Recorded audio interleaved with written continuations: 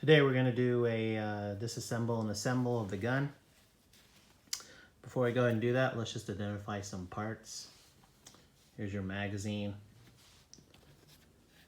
handgun, handle, trigger, trigger guard, mag release, rear sights, front sights, your slide lock and release.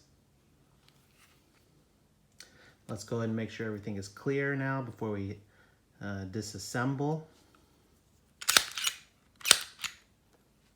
So we're going to look in, see that it's clear. We stick our finger in, make sure that it's clear. It's clear. We're going to look from the bottom up. Clear. I'm going to release it, and you can identify the barrel there.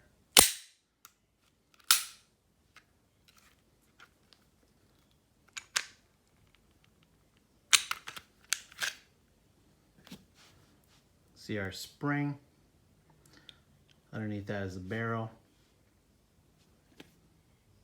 The internal parts of the gun. Let's go ahead and put it back together.